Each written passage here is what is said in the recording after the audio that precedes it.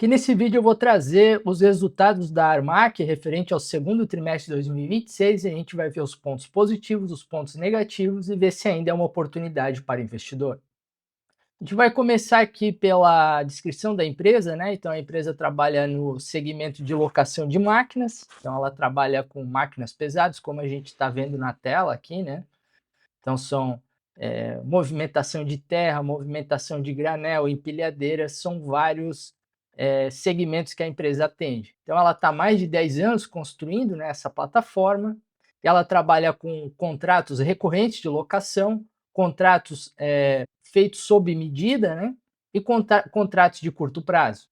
E a gente tem aqui a capitalização dela, que é de 1,2 bilhões, fazendo da empresa uma small cap. Aqui no desempenho da ação, a gente consegue ver que ela atingiu o pico ali de R$ 6 ali início do ano, né? E de lá para cá ela teve bastante volatilidade, chegando a bater ali semana passada, né? Início de agosto, abaixo de R$ 3. E atualmente ela está cotada a 3,46. A gente vê esse movimento aqui principalmente ligado à Selic, né? Então, como é uma empresa de capital intensivo, aqui nesse momento aqui do Ibovespa, a gente vê que tinha uma euforia bastante grande com a possibilidade da Selic cair de maneira mais rápida, mas isso acabou sendo postergado por questões tanto internas do Brasil quanto externas, como a guerra no Oriente Médio. Aqui a gente começa a entrar no resultado da companhia, então é interessante ver o histórico, né? A empresa abriu capital em 2021, aqui nesse período, né? E desde lá a empresa teve um crescimento composto anualizado de 66% na receita. Então aqui no slide da receita a gente consegue ter uma ideia da evolução do mix, né? Então a empresa trabalha hoje com 4 unidades de negócio, serviços recorrentes, que esses serviços de aluguel de máquinas mais para longo prazo, tem a locação esporte, né? Que são locações de curto prazo, tem a unidade de empilhadeiras, que a empresa foi adquirindo uma série de empresas desse setor e acabou se tornando um consolidador do segmento. E tem a Terram, que é uma sociedade com outra empresa que ela adquiriu, né? Então a gente consegue ver que desde 24, mais ou menos, esse mix, né, tem se mantido constante, né? Então aqui a gente entra no desempenho das verticais. Então a empresa que separa serviço recorrente, que é aluguel de longo prazo, locação, que é aluguel de curto prazo, empilhadeiras e aterram. É interessante ver que a margem EBITDA ela é bastante estável entre os aluguéis das máquinas, né? Então a gente vê 57% em serviços recorrentes, 55,8% em locação e 54,9% em empilhadeiras. Aqui a gente entra na margem só de locação, né? Então a gente consegue ver que nesse último trimestre houve uma evolução bastante importante aqui e era um detalhe que o mercado está bem atento, né? Na margem de aluguel, e aqui exclui, né, a margem EBITDA da venda de ativos. Então aqui a gente entra no resultado do segundo T, calculando principalmente o ROIC, que é o retorno sobre o capital investido. Então a gente tem dados bastante interessantes aqui, principalmente no ROIC. Então a gente considera um ROIC saudável aquele que principalmente ele supera o custo de capital, que hoje a gente calcula em torno de 14%. Então a gente vê aqui que o ROIC de serviços recorrentes supera, o ROIC de empilhadeiras supera e muito, né? O da Terram também supera muito, e o que está deixando a desejar é justamente esse de locação de curto prazo. Então a gente tem um ROIC de 3,6%. O NOPAT é o cálculo do lucro operacional após os impostos, né? Então a gente vê aqui um NOPAT de 309 milhões para recorrente, 65 para locação, 102 para empilhadeiras e 48,9 para Terram. Então o que isso quer dizer? Quer dizer que a gente tem um retorno bastante baixo para essa unidade.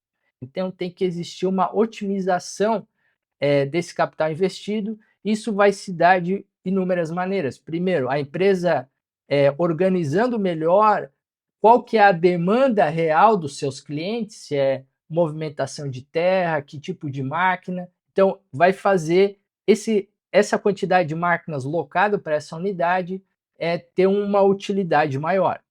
E a gente vê que nas demais unidades os ROICs estão bem saudáveis. Agora a gente entra na parte do endividamento, então a empresa ela tem uma alavancagem agora no 2T26 de em torno de 2,5 vezes, e a gente vê que o caixa da companhia é mais que suficiente para cobrir essas obrigações basicamente até 2029. Então, em 2026 ela tem poucas obrigações, 2027 também, e a gente vê uma torre maior justamente em 2028. Só que a empresa ela tem esse guidance, né, esse objetivo de diminuir a alavancagem para 2 vezes o EBITDA até final de 2027 para 2028 e manter essa alavancagem daqui para frente. Então, da onde que vai vir isso? Provavelmente vai vir do aumento do resultado operacional, que é o EBITDA, e também vai vir de um pagamento antecipado de dívidas, porque só seguindo essas torres aqui a empresa não vai conseguir atingir essa alavancagem. Então a gente já está considerando no nosso modelo que a empresa vai ter que antecipar dívidas, principalmente para 2027. E aqui na parte de riscos, né, a gente entra nos 4 principais que a gente listou. Então, o principal dele é os juros e alavancagem. Então, hoje, com uma Selic muito alta, né, a gente consegue ver que não é à toa que a prioridade da companhia é diminuir essa alavancagem, porque deixa a empresa mais arriscada e também pressiona o caixa. Então, hoje o principal risco dela é justamente essa alavancagem elevada. O segundo risco está ligado basicamente ao modelo de negócios que é intensivo em capital, então essas máquinas elas precisam ser mantidas, né, que é o CAPEX de sustentação, elas precisam ser expandidas caso a demanda de receita aumente, ela precisa comprar novas máquinas e a empresa também ela precisa renovar o estoque que ela tem, porque o estoque ele vai envelhecendo. O terceiro ponto de risco essa vertical ali que a gente comentou de locação de curto prazo, que está com um ROIC baixíssimo de 3,6%, e para a empresa voltar a crescer de maneira que tenha rentabilidade, a empresa vai precisar dar um jeito de fazer essa unidade acompanhar o retorno das outras unidades, principalmente acima do custo de capital, que hoje a gente calculou em 14%. Então, 3,6 ainda está bem longe disso, tem bastante trabalho para voltar a esse nível de rentabilidade. E aqui a gente entra nos pontos positivos, né? Então, principalmente essa margem de locação e serviço de 54%, essa margem operacional é muito boa e saudável, é um ponto que nós, como analistas do mercado, vai estar acompanhando para ver se a trajetória é ascendente ou pelo menos de estabilidade. Aqui a gente vê um avanço já na unidade de locação de curto prazo, então o ROIC ele ainda está deixando a desejar, mas a margem EBITDA a gente já vê que a parte operacional já chegou num ponto bastante ótimo e sustentável, então justamente o ajuste ainda vai vir da parte da rentabilidade sobre o capital investido. O terceiro ponto é essa capilaridade, então esse aumento das lojas, e esse aumento vai fazer cada vez mais a empresa conseguir estar mais perto do cliente e diminuir esse custo de estar levando máquinas para outros estados, outros municípios, então isso diminui bastante o custo e faz a empresa conseguir ter uma rentabilidade maior.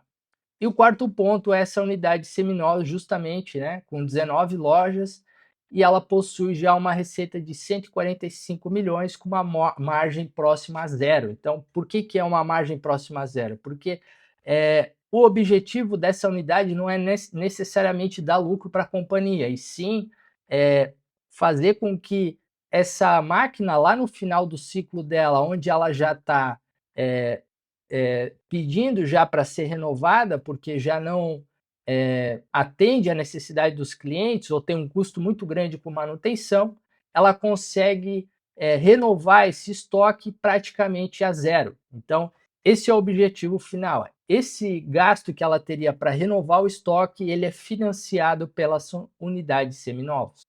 Então, se você está gostando do vídeo, dá um like, se inscreve no canal. E aqui a gente também oferece a mentoria individualizada para caso você tenha dúvidas nos seus investimentos. E a gente também tem a carteira valor, onde a gente tem uma carteira de investimento voltada para quem gosta de dividendos e também crescimento.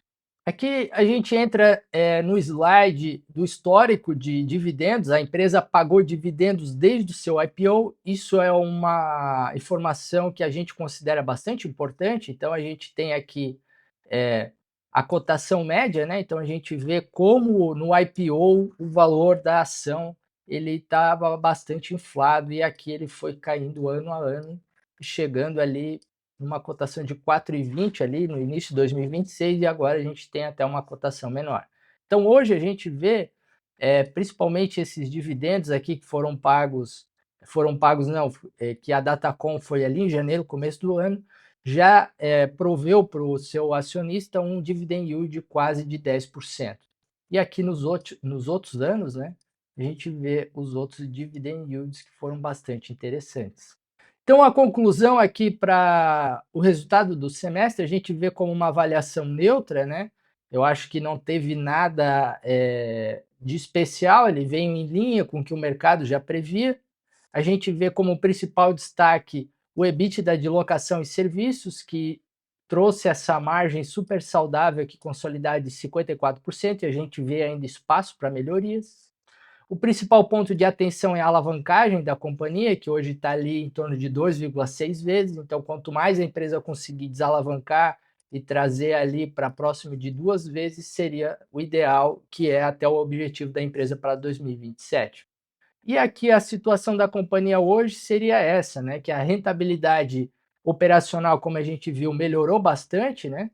O que falta ainda é essa alavancagem está caindo e uma resposta maior da unidade de locação de curto prazo, que é o que vai trazer a empresa a ter uma rentabilidade ainda maior e liberar um fluxo de caixa maior para o seu acionista, que pode se traduzir em dividendos, recompra de ações e pagamento de dívidas. Então, esse foi o vídeo da Armac. Espero que vocês tenham gostado. Obrigado e até a próxima.